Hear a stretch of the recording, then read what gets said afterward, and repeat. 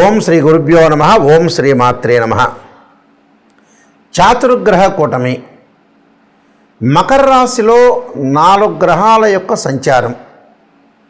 అందులో ప్రత్యేకంగా ప్రధానంగా రవి బుధుల యొక్క కలయిక, శుక్రకుజుల యొక్క కలయిక. అంటే 4 గ్రహాలు మకర రాశిలో జనవరి 18వ తారీఖు నుంచి ఫిబ్రవరి 3వ తారీఖు వరకు శనిక్షేత్రంలో 4 గ్రహాల యొక్క కలయిక ఏ విధంగా ఉండబోతుంది అంటే, ప్రధానంగా మకరం అనేది కుజుడికి ఉచ్చస్థానం. శుక్రకుజులు సములు, అలానే రవి బుధులు సములవుతారు. అంటే ఈ 4 గ్రహాలు కూడా శుక్రకుజులు ఎంతైతే సమత్వంలో ఉంటారో రవి బుధులు కూడా మిత్రులు అవుతారు. అలానే శనిక్షేత్రంలో ఉండటం అంటే కుజుడు ఉచ్చస్థానంలో ఉండి శనిక్షేత్రంలో ఉండటము, అలానే శుక్రుడు కుజుడు బుధుడికి శనిక్షేత్రంలో ఉండటం వల్ల శని కూడా సమత్వంగా ఉంటుంది. అంటే శనికి ఈ 3 గ్రహాలు శుక్రుడు కుజుడు బుధుడు సమత్వంగా ఉంటుంది. అలానే రవి వచ్చేటప్పటికల్లా శత్రువు అవుతాడు. చాతుర్గ్రహ కూటమి 4 గ్రహాలు మకర రాశిలో సంచారం చేయటం వల్ల ద్వాదశ రాశుల వాళ్ళకి ఎలాంటి ఫలితాలు జరగబోతున్నాయి, మరి ఎలాంటి ఫలితాలు మరి జరగబోతున్నాయి, మనకి ఎంత మంచి ఫలితాలు వస్తున్నాయా, చెడ్డ ఫలితాలు వస్తున్నాయా, కొంతమందికి మిశ్రమైన ఫలితాలు వస్తారు. ఇవన్నీ కూడా గోచారరీత్యా చెప్పబడే ఫలితాలు అంటారు. ఇవి బర్త్ చార్ట్ జన్మజాతకాన్ని అనుసరించే ఫలితాలు కావు. మరి నాయకంటి గారు ఎందుకు చెబుతున్నారంటే, గోచారం కూడా వితిన్ సెకండ్లో మనం అదృష్టాన్ని కలిసి వచ్చే అవకాశాలు ఎక్కువగా ఉంటాయి. అంటే మనం ఎంత కృషి చేసినా కూడా కొంత వితిన్ సెకండ్లో అదృష్టం కలిసి రావాలంటే గోచారం అనేది చాలా ఇంపార్టెంట్. ఈ గోచారంలో సహజంగా చాలామంది కూడా చూసుకునేటప్పుడు ఏంటంటే, ఏ రాశి నుంచి ఏ రాశుల్లో ఏ స్థానాల్లో గ్రహాలు అనుకూలంగా ఉంటాయనేది కూడా చూసుకుంటారు. అలా చూసుకుంటేనే మనకు జాతకపరంగా తెలుస్తూ ఉంటుంది. ఎందుకనంటే సహజంగా 2, 4, 6, 11 స్థానాల్లో ఉంటే బుధుడు మంచివాడని వాళ్ళ జన్మరాశి నుంచి, శుక్రుడు 1, 2, 4, 5, 8, 9, 11 స్థానాల్లో ఉంటే శుక్రుడు మంచివారని, అలానే రవి 3, 6, 10, 11 స్థానాల్లో ఉంటే రవి మంచివాడని, అలానే బుధుడు 2, 4, 6, 11 స్థానాల్లో ఉంటే బుధుడు మంచి ఫలితాన్ని ఇస్తాడు. మిగతావన్నీ కూడా మిశ్రమైన ఫలితాలు ఉండటం, చెడు ఫలితాలు జరిగే అవకాశాలు ఎక్కువగా ఉంటాయి. అయితే ద్వాదశ రాశుల వాళ్ళకి చాతుర్గ్రహ కూటమి శుక్రుడు కళత్రకారకుడు, సుఖాన్ని భోగాన్ని సౌఖ్యాన్ని ఇచ్చేవాడు. కుజుడు వచ్చేటప్పటికి రియల్ ఎస్టేటు, కన్స్ట్రక్షను, ప్రమాదాలు, ఆస్తులు పాస్తులు, కోర్టులు, సమస్యలు, వివాదాలు, అన్నదమ్ముల మధ్య వివాదాలు, శత్రువులు బాగా పెరిగే అవకాశాలు ఉండటం. అంటే ఎలాంటి మేలు చేస్తాడు కుజుడు? రవి ఉద్యోగము, ఇన్సూరెన్సు, మెడికల్ సంబంధించిన విషయాలన్నీ కూడా రవి. బుధుడు వ్యాపారము, వృత్తి ఉద్యోగ వ్యాపార రంగాలు, అలానే బుద్ధి వికాసించడం, అలానే డెవలప్మెంట్ కావటం, వాణిజ్య శాస్త్రము, గణిత శాస్త్రానికి సంబంధించిన గ్రహం ఏంటంటే బుధుడు. కాబట్టి ఈ 4 గ్రహాలు మకర రాశిలో సంచారం చేయటం వల్ల ద్వాదశ రాశుల వాళ్ళకి ఎలాంటి ఫలితాలు జరుగుతున్నాయో ఒక్కసారి తెలుసుకుందాం. ధనస్సు రాశి వాళ్ళకి చాతుర్గ్రహ కూటమి వల్ల ఎలాంటి ఫలితాలు జరగబోతున్నాయి అంటే, శుక్రుడు కుజుడు రవి బుధుల యొక్క కలయిక ద్వితీయ స్థానంలో ఉన్నాడు. సహజంగా ద్వితీయ స్థానంలో శుక్రుడు యొక్క సంచారం వల్ల ధన సంబంధమైన లాభాలు, ఎకనామిక్ గ్రోత్, ఫైనాన్షియల్ పరంగా బాగుంటుంది. ఇచ్చిపుచ్చుకోవటం కానీ, లావాదేవీలు కానీ, ట్రాన్సాక్షన్స్ కానీ చాలా బాగుంటాయి. అలానే బ్యాంకు లోన్లు వచ్చే అవకాశాలు ఎక్కువ ఉంటాయి. ఇళ్ళు కొనుగోలు చేయటం, అలానే శుభ కార్యక్రమాల్లో పాల్గొనే అవకాశాలు, అలానే ప్రేమ వివాహాలు కలిగే అవకాశాలు ఎక్కువ ఉంటాయి. ప్రేమ అంటే ప్రేమించిన వాళ్ళు ఎవరైతే ఉంటారో వాళ్ళకి వివాహాలు జరిగే అవకాశాలు ఉంటాయి. అకారణ కలహాలు జరుగుతుంటాయి. అంటే అనవసరమైన కలహాల వైపు వెళ్లకుండా ఉండండి. బుధుని వల్ల కూడా సుఖ సంతోషాలు, విందులు, వినోదాలు, ఆరోగ్యపరంగా బాగుండటం, అలానే గౌరవ మర్యాదలు బాగా పెరుగుతున్నాయి. కుజుల వల్ల ప్రమాదాలు జరిగే అవకాశాలు ఎక్కువ ఉంటాయి. అంటే కుటుంబంలో కలతలు రాకుండా, భార్యాభర్తల మధ్యలో కానీ, ఇంట్లో అన్నదమ్ముల మధ్యలో కానీ కోర్టు సమస్యలు రాకుండా, పిత్రార్జిత విషయంలో కూడా కొన్ని గొడవలు జరిగే అవకాశాలు ఎక్కువ ఉంటాయి. రవి వల్ల నేత్ర సంబంధమైన వ్యాధులు ఉంటాయి. అంటే ఐ సంబంధించిన ప్రాబ్లమ్స్ కొంత ఉంటాయి. అంటే ఐ సంబంధించిన అంటే శుక్లాలు ఉండటం ఒకటి, గ్లకోమా ప్రాబ్లం, అలానే ఏదన్నా కన్నుకి దెబ్బ తగలటం ఇలాంటివి జరగకుండా చూసుకోండి. శిరోవేదన అంటే తలకు భారం జరుగుతుంటుంది, అంటే హెడేక్, అంటే తలలో ఏదన్నా ప్రాబ్లమ్స్ ఉన్న వ్యక్తులకి మటుకు కొద్ది జాగ్రత్తగా ఉండాలి. లాభాలు, కొంత లాభాల్లో మందగింపు, అంటే స్లోగా డబ్బులు వస్తుంటాయి. అంటే ధనకనక వస్తు లాభాలు కలుగుతున్నా ఒకరోజు రావాల్సింది తక్కువగా వచ్చే అవకాశం ఉంటుంది, పక్క రోజు మళ్ళీ పెరిగే అవకాశాలు ఎక్కువ ఉంటాయి. అంటే విందులు వినోదాలు, నేత్ర సంబంధమైన వ్యాధుల విషయంలో కొద్దిగా జాగ్రత్తగా ఉండటం చాలా ఇంపార్టెంట్. నేను కొన్ని పరిహారాలు చెప్పబోతున్నా, ఆ పరిహారాలు పాటించండి, మీకు మంచి జరిగే అవకాశాలు ఖచ్చితంగా ఉంటాయి. శుక్రుడు సుఖానికి, భోగానికి, సౌఖ్యానికి, వివాహానికి కడత్రకారకుడు. సప్తమ భావకారకుడు ఎవరు అంటే శుక్రుడే.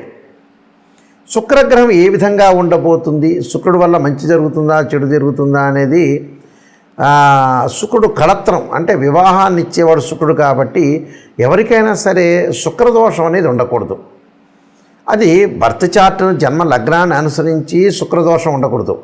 సహజంగా వివాహం కావట్లేదు, వివాహం దగ్గరికి వచ్చినట్టు వచ్చి వెనక్కి వెళ్ళిపోతుంది, వివాహం తర్వాత డివోర్స్ జరుగుతుంది, మన జాతకాలు కరెక్ట్గా చూసుకోలేకపోవటం, ఏదో అరకొరకు నాలెడ్జ్ ఉన్న వ్యక్తులతోటి కలిసి జ్యోతిష్యుల దగ్గర చూపించుకోవటం వల్ల కూడా వివాహం పరంగా అయ్యో నేను అందరికీ చూపించానంటే చాలామందికి చూపించాను, మా అబ్బాయి వివాహం ఇలా అయింది, మా అమ్మాయి వివాహం అయింది, వివాహం అయిపోయి విడాకులైనవి, అసలు సంబంధాలే కుదరట్లేదని చెప్పేవాళ్ళు చాలామంది ఉన్నారు. ఎందుకంటే జ్యోతిష్యులది కాదు, మీరు సరైన జ్యోతిష్యుని ఎంచుకోవాలి. శుక్రుడు ఏంటంటే వివాహకారకుడు. ఎప్పుడూ కూడా శుక్రుడు 6, 8, 12 స్థానాల్లో ఉండకూడదు. శుక్రుడు అశ్విని, మఖ, మూల, ఆరుద్ర, స్వాతి, శతభిషము, అలానే ప్రత్యేకంగా పుష్యమి, అనురాధ, ఉత్తరాభాద్ర నక్షత్రంలో ఉండకూడదు. మృగశిర, చిత్త, ధనిష్ట నక్షత్రంలో ఉండకూడదు. శుక్రుడు జన్మలగ్నం నుంచి 6, 8, 12 స్థానాల్లో ఉండకూడదు. శుక్రుడు శనితో కానీ, కుజుడితో కానీ, రాహుతో కానీ, కేతువుతో కానీ కంజంక్షన్ కాకూడదు. ఇలాంటివన్నీ కూడా శుక్రుడు ఏ స్థానంలో ఉన్నాయి, ఏ స్థానంలో ఉన్నాడు జన్మలగ్నం నుంచి బర్త్ చార్ట్ని అనుసరించి మనం చెప్పాలి. అప్పుడు శుక్రుడు ఏ స్థానంలో ఉంటే మనకు మంచి చేస్తాడో తెలుసుకుంటాం మనం. శుక్రుడు ఒకవేళ దోషం ఉందనుకోండి, దాని పరిహారాలు ఉంటాయి. భృగుపాస్పదాస రుద్రాభిషేకం అని, శుక్ర జపమని, ఆయా జాతకాల బట్టి 10 శివలింగాలకు అభిషేకం చేయటం, అలానే శుక్ర హోమం చేయటం, వివాహం కానీ అబ్బాయి కన్యాపాస్పదాస రుద్రాభిషేకం, అమ్మాయికి వచ్చేటప్పటికల్లా వరపాస్పదాస రుద్రాభిషేకం, అఘోర గౌరీ పాస్పదాస రుద్రాభిషేకాలు, ఫైనాన్షియల్ పరంగా ఇబ్బంది ఉంటే కుబేర పాస్పదాస రుద్రాభిషేకం, ఇలాంటి శుక్రుడి యొక్క దోషాలు పోగొట్టుకోవచ్చు. అలానే శుక్రుడు తదనంతరం కుజుడు బాగలేదనుకోండి, మన జన్మజాతకంలో కానీ గోచారీత్యా కానీ ముఖ్యంగా కుజుడు మంచి స్థానంలో లేకపోతే, సహజంగా జన్మలగ్నం నుంచి 2, 4, 7, 8, 12 స్థానాల్లో కుజుడు ఉంటే మంచివాడు కాదు. కొన్ని రాసులకు ఎగ్జామ్షన్ ఉంటుంది, కొన్ని నక్షత్రాలకు ఎగ్జామ్షన్ ఉంటుంది, 13 నక్షత్రాలకు కుజ దోషం వర్తించదు. భయపడాల్సిన పని లేదు. ప్రమాదాలు జరుగుతున్నా, కోర్టు సమస్యలు కానీ, వివాహం ఆలస్యం జరుగుతున్నా, అలానే పొలాల గురించి కానీ, ఆస్తుల గురించి కానీ, అన్నదమ్ముల మధ్యలో సఖ్యత, కోర్టు సమస్యలు, ఇలాంటివన్నీ కూడా కుజుడు సంబంధించిన కారకత్వాల్లో చెప్పబడింది. ఈ కుజదోషం ఉందనుకోండి, ఉదాహరణకి జాతకపరంగా కానీ కుజుడు బాగలేకపోవటం, కుజుడు సహజంగా 6వ స్థానంలో ఉండకూడదు, రోగస్థానం అంటాం, 8వ స్థానంలో ఉండకూడదు, 12వ స్థానంలో ఉండకూడదు. అంటే ఒక్కొక్క ఫలితం ఒక్కో రకంగా ఇస్తారు. ఏంది గురువుగారు కుజుడు అన్ని స్థానాల్లో చెడ్డవాడు అనేది కాదు. కొన్ని స్థానాల్లో మంచివాడు, కొన్ని స్థానాల్లో చెడ్డవాడు, కొన్ని స్థానాల్లో మంచి ఫలితాన్ని ఇస్తాడు, కొన్నిసార్లు చెడ్డ ఫలితాన్ని ఇస్తాడు. కొంతమంది ఎగ్జామ్షన్ కూడా ఉంటుంది, భయపడాల్సిన పని లేదు. దానికి అంగారక పాశుపతాస రుద్రాభిషేకం, సుబ్రహ్మణ్య స్వామి ఆరాధన, సుబ్రహ్మణ్య స్వామి అష్టకం చదువుకోవాలి.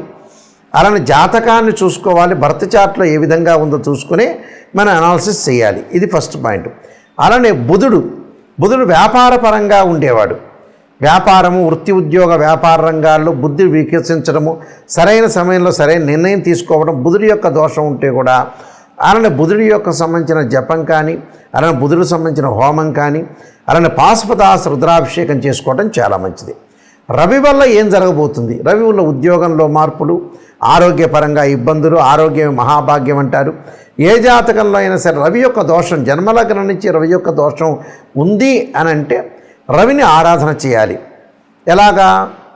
సూర్యపాశుపతాస రుద్రాభిషేకం అంటారు, సౌరపాశుపతాస రుద్రాభిషేకం అంటారు.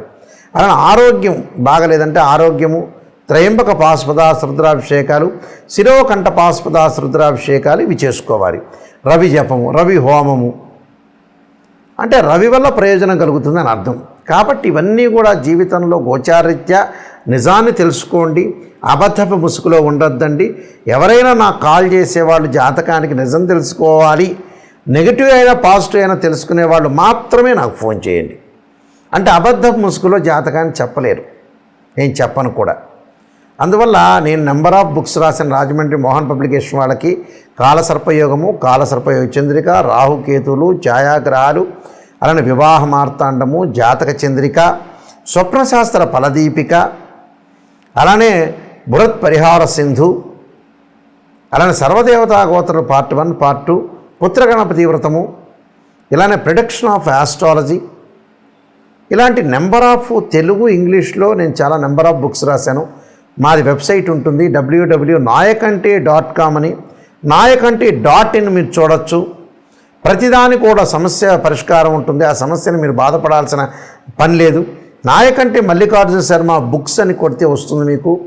ఎవరైనా సరే జాతకాన్ని క్లియర్గా చెప్పించుకోదలుచుకున్న వ్యక్తులు నా నెంబర్ స్క్రోల్ అవుతుందో ఆ నెంబర్కి మీరు ఫోన్ చేయొచ్చు, డైరెక్ట్గా ఆ నెంబర్ నా దగ్గరికి వస్తుంది. అందువల్ల ఏమీ ఆలోచన చేయాల్సిన పని లేదు. ప్రతి పనిని కూడా మనం లైఫ్లో సాధించాలంటే మన చేతుల్లోనే ఉంటుంది. మంచి చెడు అనేది ఎప్పుడు కూడా మన చేతుల్లోనే ఉంటుంది.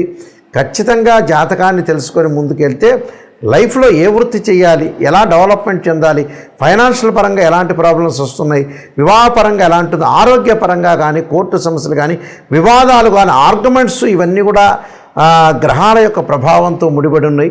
జాతకాన్ని మనం చూసుకున్నాం అనుకోండి, ఒక్కసారి చూసుకొని ముందుగా జాతకపరంగా వెళ్ళామంటే ఖచ్చితంగా నిర్ణయం తీసుకోవచ్చు. అయితే నా దగ్గరికి జాతకానికి ఫోన్ చేసే వాళ్ళు ఎవరైనా సరే వాయిస్ రికార్డింగ్ పెట్టుకోండి, నేను జాతకాన్ని చెబుతాను. వాట్సాప్లో మీరు ఏదైతే ఉంటుందో ఒక 4 పేజీలు పంపిస్తాను, అలానే వాయిస్ రికార్డింగ్ చేసుకోండి. జాతకంలో వాయిస్ రికార్డ్ ఎందుకంటే మళ్ళీ రిపీట్గా మీరు వినే అవకాశం ఉంటుంది. సత్యాన్ని తెలుసుకోండి, నిజాన్ని తెలుసుకోండి. నిజాన్ని తెలుసుకునే ఎవరైతే ఉంటారో వాళ్ళు నాకు కాంటాక్ట్ చేయండి, నేను అన్నీ క్లియర్గా ఓపెన్గా చెబుతాను. దానికి పరిహారాలు, రెమెడీస్ కూడా శాస్త్రీయమైన పరిహారాలు చెప్పడానికి ఖచ్చితమైన అవకాశం అనేది ఉంటుంది. మీరు మీ అందరికి కూడా మంచి జరగాలని ఆశిస్తూ సర్వే జనా సుఖినో భవంతు.